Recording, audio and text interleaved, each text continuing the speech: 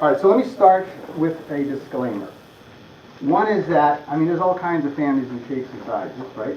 And so what I'm going to be talking about the next 3 weeks is going to apply to the general understanding of family. Now, there's lots of nuances to families. There's second marriage, there's third marriage, there's marriage where the person doesn't have any kids, but he inherited a bunch of kids. There's lots of variation. And what I'm going to be covering is going to try to cover most of that, but it's not going to cover all of that. Also, it isn't a replacement for therapy, right? Counseling. If you got something chronic going on or something very serious, this isn't going to, fix that. But this should give you a lot of encouragement and understanding about going forward. So let me start by just reading from Scripture. Genesis 2:23 through 24, right in the beginning of the book of God. Adam comes on the scene, Eve comes on the scene, and then Adam says this very famous statement. This is now bone of my bone, flesh of my flesh. She shall be called woman, because she was taken out of man. For this reason a man shall leave his father and his mother, and be joined to his wife, and they shall become one flesh. All right? So we get, right out of the chute, we get this understanding that the marriage is one flesh. That's really, really important, paramount. In fact, it's used as an illustration about another very important relationship, and that is with God and his body and his church. And it says this in Ephesians. It picks the same theme up, 5:30. It says, because we are members of his body, for this reason a man shall leave his mother and father, and shall be joined to his wife, and the two shall become one flesh. This mystery is great, but I am speaking with reference to Christ and the church. Now, when do you typically hear this scripture? Wedding, right? Okay, and it's all about leaving and cleaving. So in the next 3 weeks, we're on the other side of that. Welcome to the other side of leaving and cleaving. Okay? Didn't think we'd get here, but here we are. So we are going to talk about the art of letting go, which isn't an easy thing. Okay? As a therapist, what's my job? What's my number one job as a therapist? To get myself out of a job. Yeah. Right? If you keep saying to me, it's something not right, you should be out of here, right? If I did my job right. What's your number one job as a parent? Somebody's got to say it. We'll say it. All right. Yeah. They don't need you anymore, right? You did a job. So what do you get for the prize? They leave you. Thank you very much. Well, if you wait long enough, something's coming down the road. So I want to talk about 2 hard truths of families. These aren't fun to hear, but they're true. And the first one is this. Families are terminal. Really? Nah, you can't be kidding me. Come on. They're terminal. They come to an end. Let me ask you. Tell me about your family. 3 children, Mm-hmm. 28, 25, 22. Okay. Let me ask you this. 2 children, 24 and 22. Really? What about your others? You didn't mention your parents. You didn't mention your siblings. What happened to them? Where did they go? Too complicated. You see what's going on? And when you ask your kids, tell me about your family, they'll talk about you guys and your siblings. Give it 10 more years and you ask them again, you won't be in that picture, just like your parents aren't in that picture. Right? What happened to that? What happened to the family? Where did everybody go, and what happened to us? Now, let's talk about families real quick. I want to tell you the window of opportunities for family and see how this comes to an end. So let's talk about that. So this is my family. We have 4. Now, the more kids you have, like Redmond, the smaller that window is. All right? And this is the window right here. Okay. This was working and it's not. So this is the window right here, 8 years. So check it out. We had 4 kids. By the time we had Austin, our youngest, on board, Jordan was 8. So it took us 8 years to get everybody on board. Right? Obviously, if you have one child, boom, your family starts, the window starts. Then, at about 16, they start thinking about leaving. Right? Hey, let's go to family camp. I don't want to go. don't want to mess with that. Really? I mean, before that, everybody was ready to go. Now you don't want to go. In fact, we did go on a vacation, family vacation, and I was telling Gloria, I said, I think we got one more year, so let's make this one a big one. And I was wrong I was off by a year. He didn't want to go. Really? I mean, we're going to do this great thing? And no, didn't want to go. So 8 years we had, and then it took us about 10 years to get everybody out. A long and winding road. And a few returns in the midst of that, Oh, they're back. So 26 years. But now, at this time, Jordan's 26, he's 32. Married for 10 years, 2 kids. He has his own family. Family's over. So, let me introduce you to my extended family. Okay? So those are my kids. Austin on the left, and Jordan and Lauren. Lauren's my daughter-in-law, and their 2 grandkids. There's my mom. She's extended family. Whitney, her husband Jason, and then Erica holding Aaron. And then that's Audrey. So that's my extended family. Now, in the last 2 years, this is kind of finalized, okay, for us. And so we've been asking this question in the last 2 years. I've been asking Gloria, say, hey, how are we going to do Easter this year? How's Christmas going to happen? I mean, for 20 years, that was never a question. You just do Christmas. You just do Easter. You just do it. And now we're asking these questions. Who's coming? Who's not coming? Are we going? I mean, it's just every year it's kind of a new deal, right? When it wasn't. So families are terminal. They come to an end. It's a good thing. It's a right thing. It's the way it's supposed to be. Now we all play our cards right. What you're left with is what you started, which is that marriage, that one flesh. Marriage is the bridge over which children walk into adulthood. If that bridge is solid, your kids are going to walk into adulthood confident, ready to go, take on the world. If it's not, it's creaking, breaking, and it's like that Disneyland, those rope bridges. I mean, you're on your hands and knees kind of crawling at a low center of gravity just to get to the other side. Very insecure, not sure what's going on. So families are terminal, and that's a hard truth. Wanting more for your children than they want for themselves doesn't work. Let me say that again. Wanting more for your children than they want for themselves doesn't work, and it'll make you crazy. And it'll ruin your relationship. Okay? They have to want it. It's got to be important to them, not to you. They have to own it.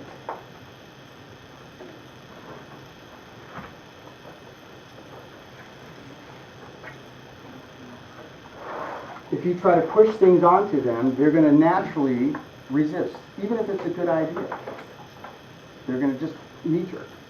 You do it too. If somebody just comes and tells you what you ought to be doing, you're like, what you talking about? What are you doing? Who are you anyway? There's just a natural resistance. And one of the things you want to look for, well, we're going to talk about, today I'm kind of set up the problem, and then the next 2 weeks I'm going to talk about strategies to handle the problem. So the 2 problems are going to be letting your kids go, and the other one is re-cleaving, okay, and finding what you started with. So let's talk about what makes this whole process difficult. Yeah, let me say this one other thing. If you want them to care more about their life, you need to care less. How do you do that? It's hard. You don't, so you got to pretend like you don't care. You can't let them see that you don't care, because you can't get to that place where you don't care. But they've got to care more. For example, you have a 20-year-old who lives at home, goes to college, and he needs to get to school on time. So who's going to wake him up? He is, but that doesn't always happen. Because you need to go to school, and you need to get good grades, and you got to be there for the lecture, and you got to pick the notes, and so who's waking who up? I mean, it's those things, it's the little things where they have to care. Yeah, but if he's late, he's got to find that out for himself. If you care too much, And here's the thing, it's like, wow, you really care a lot about my life. Well, man, I don't need to. Awesome. I'll let you keep caring. That works for me. Okay? Now, in your mind, I want you to ask yourself this question. Give yourself a ranking. I don't want to hear it, right? But just in your mind, how well are you doing with letting go? From 1 to 10, 10 I'm doing awesome, you know. 1 is that you're still holding on to their legs as they're walking out, right? So 1 to 10, just in your own mind, pick a little survey for yourself. How you doing? Okay? So just note that. How you doing? Depends on which child. March through. And some are, you know, they're gone. It's like, whoa, where did they go? And the other one's just like, come on, you can do this. You know, so they're all different. And it takes a different approach. What makes this journey, this emptiness journey difficult? Well, the first thing that happens is that for some people, they even call it a syndrome, the emptiness syndrome, where it's so difficult that all kinds of things happen that they have to work through. Some of those things are depression and loss. And there is loss, isn't there? Isn't there loss? Now, it's normal. You know, when people lose a loved one, particularly, you know, a parent, there's loss and there's grief. And people don't come to see me for counseling for that because it's normal. It's right. You just have to push through that and work through your grief. There's nothing wrong there. It's just hard. It's sad. It's tough. If you come to me because your parent died 5 years ago and you're still there, yeah, then you need to come see me because you should be through this by now. And sometimes you get stuck. Okay? So sometimes you get stuck in this empty nest syndrome with loss and depression. Another one is fear and anxiety. Fear and anxiety about your kids, what are they going to do, how are they going to turn out, where are they going to live. I mean, there's all this anxiety that goes on. And fear and anxiety about you and your relationship. How are we going to do this? And it's just the two of us, and now what? And, you know, how does that work? I remember as the last ones were starting to leave, I'm thinking, you know, and I come home, I go in my office, I watch a little news, Gloria's talking to the kids and all that kind of stuff. And but as they were leaving, I'm thinking, I probably need to be out there more. You know, she's going to want some company because the company's leaving, and so our routine has changed dramatically. We watch news together, we hang out together because it's just us. And before there was a lot of action going on in the house, and so it wasn't quite as demanding on me, frankly. But that's the adjustments you make, and for her too. Stress. Do you guys have any stress? It's hard, right? I mean, there's a lot of stuff going on. You've got your career stuff going on. You got your relationship going on. You got your kids leaving. There could be finances. I mean, right, putting kids through college. I mean, there's all kinds of stuff that goes on that creates just a lot of stress during this time. Oh, menopause. Sorry, I had to bring it up. Yeah. I know. You sure you want to talk about that? Sure you want to go there? I'm going to go there just a little bit, and then I'm out. But enough said.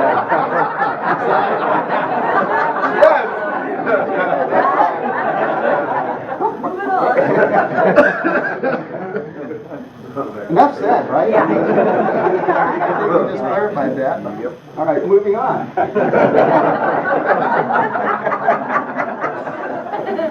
Regret. Here's a time where you start to wonder, because the window is closed, right? Did I do enough? Did I spend enough time with my kids? Did I do or say the things I wanted to do? You know, there's things that were in your imagination, your dreams for your kids, and maybe it didn't come time, maybe you got distracted or whatever, but there's regrets that we have to all push through and sort out. And that's, you know, we're talking here about the empty nest, but as we get older, we all are starting to see, well, that ain't going to happen, and that dream's not going to happen, and, you know, you just realize the window of time is starting to close. I'm not sure if I'll pull that off. And then you start letting go of things, and you know, maybe wish you would have done it earlier. Okay, so there's regret. I have one regret. I have many regrets, but one regret. I was remembering when I took my oldest Jordan golfing. we were on the golf course, and it was his kind of first time, and I was just kind of a new golfer, and we were on the greens, and he was kind of holding the flag and kind of, bouncing it on the green. Right? Okay. And out of nowhere comes this guy in this golf cart and jumps off the golf, and he just starts going after my son. You can't be doing that. And I'm going, what? And it just shocked me, right? And I was just dumbfounded, and he's just going into my kid. And then he left in a huff. And then we're just kind of recovering from that experience. I regret that I didn't say, hey, dude, you got a problem, you talk to me. You don't be talking to my son. And I didn't do that. I didn't step in. And I just got caught off guard. And I should have. And so there's all those things that we have, those things in our memories that we wish we would have done differently. Another, what makes it difficult is a struggling marriage. That makes it really difficult. Because this is your fallback, right? When the kids leave, a marriage is your fallback. That's where it starts, that's where it ends. And if it's struggling, that makes it really hard. Okay? For women, or for men, we tended to get too involved with our work. And in our age group, this probably still applies. In our kids' generation, it may be a little bit different because you got everybody working, and there's a whole different thing going on. But for us, the husband got into developing his career, working on his career, building his career, all that kind of stuff. And women, they got involved with the kids, right? Raising the kids and all that kind of stuff. And so for women, it's hard because they kind of go into a retirement phase during empty nest. They're kind of retired, right? So what do you do now? You spend so much time raising your children. What do you do? Okay? And at that place where women ask, what do I do? Can I hear an amen that men should never suggest get a job?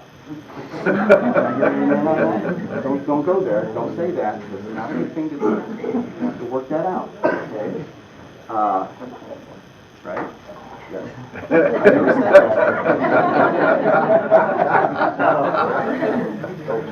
that. So a struggling marriage really makes this journey hard. Because it's like, well, my relationship with my spouse isn't that great, then my only lifesaver is my kids.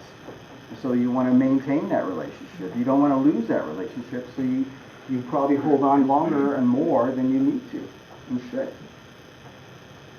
So those are some things we need to work through.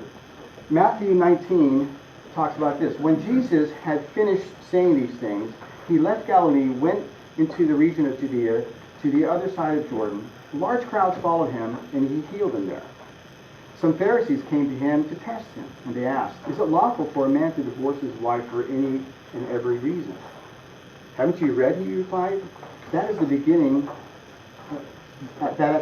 the Creator made them male and female, and said, for this reason a man shall leave his father and mother, and be united to his wife, and the two shall become one flesh, so that they are no longer two, but one flesh. Therefore, what God has joined together, let no man separate. All right? So it's in this time frame where separation happens. There's a spike in divorce rates. You have in your handout, second page, this journey. And you know what? At the time that, for us, with 4 kids, at the time all our kids were out, we were at about a 25-year marriage. Now we're at 37. So we've been moving through that, but sure enough, if you look at that, you see right there where things are happening. And not only is that all happening, but I also want to mention that while we're launching our kids, we're also caring for our parents. Suddenly they need more help, assistance, they get sick. There's all these things that go on that really create this stress on the marriage as well. That's your mom, that's my dad. How are you going to maneuver through that? One thing I heard from I had a client, and she is a hospice nurse. And she told me, she says, listen, whatever you do, build a good relationship with your daughters and with your daughter-in-laws. They're the ones going to be taking care of you. Good point. I will write that down. So, yeah. So, thank you. So here's this journey, right? I mean, you can just see it. All the stuff that goes on, you can identify with that. Now, as somebody said, then come the grandkids, and you start coming out of this zone. And again, this is generally speaking. Some people go sideways because there's illnesses and all kinds of things that can change this curve. But generally speaking, this is what we're looking at.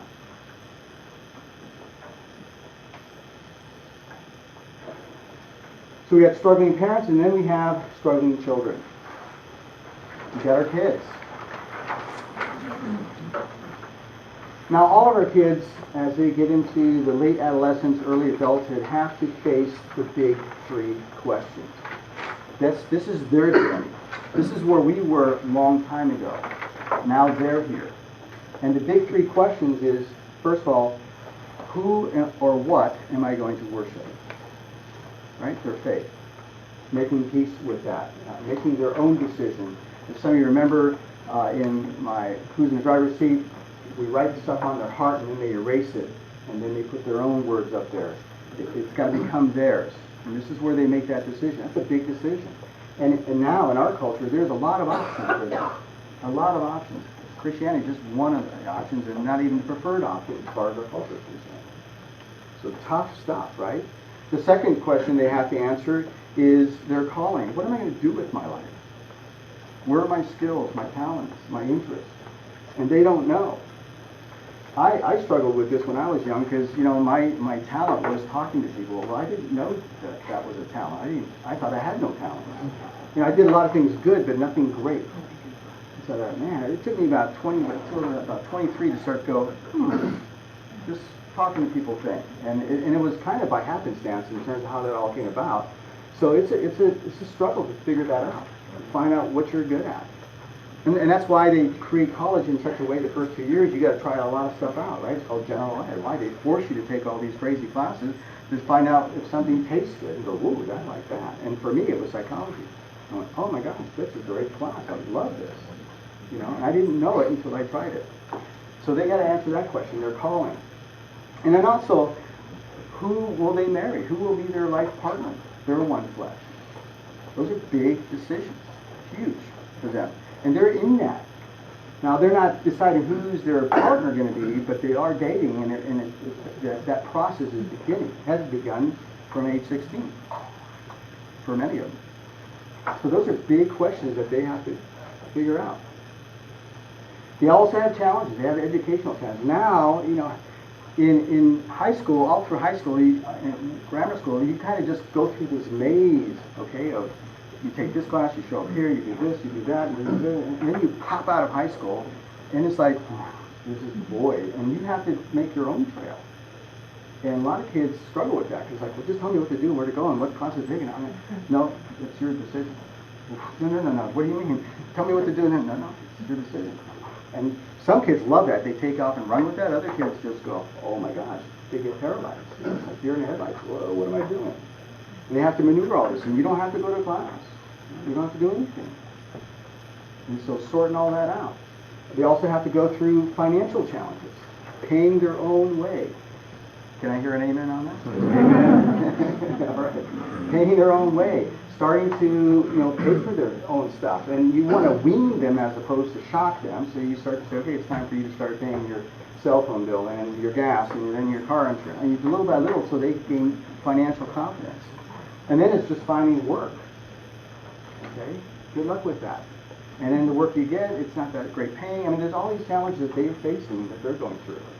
And they may be resistant to leave the nest to go, you know what, it's been pretty good here. That doesn't look so good. This looks pretty good. And so they need some encouragement, right? You need to encourage them to move forward. Then there's emotional challenges.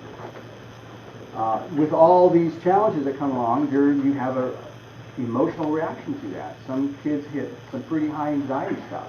Some get into depression of losing their family, seeing their kids, their siblings move out. I mean, there's all kinds of emotional things going on for these kids. Some are, maybe they're very shy, and so now they're on their own, and it's much harder than just to be told what to do. You have to foster their own energy, their own assertion, to get things done. So that creates all kinds of anxiety and depression and loss. So they're going through that stuff. Relational challenges, just trying to maneuver in the world of relationships, and now it's at a higher level, and it's at a more dangerous level because, you know, there are no limits, you know, and everybody's doing it. And so there's all these relational challenges that they have to face and decide, how am I going to maneuver through this? What's going to be okay for me and not okay for me? And then you have the breakups and the cheating and all this stuff that goes on in their lives. That's hard. So your strategy is twofold. One is helping your kids lead. Right? How can we help them lead? Next week we're going to talk about 5 things that will help you help them lead. Okay? And you'll find some things that you're doing that make them not want to lead. And you didn't even know it. And if you don't stop it, you won't leave. So, or they'll leave on bad terms. All right, so we'll look at that, 5 things. And then the other thing is that we want to talk about is reclaiming your one fleshness. Who's this person you've been living with for the last 25, 30 years? What's that going to look like? What are they going to do? You know, I think of Ronald Reagan and Nancy Reagan, right? They had everything. I mean, imagine power, money, prestige, position, presidency, influence. I mean, everything. And then it's all gone.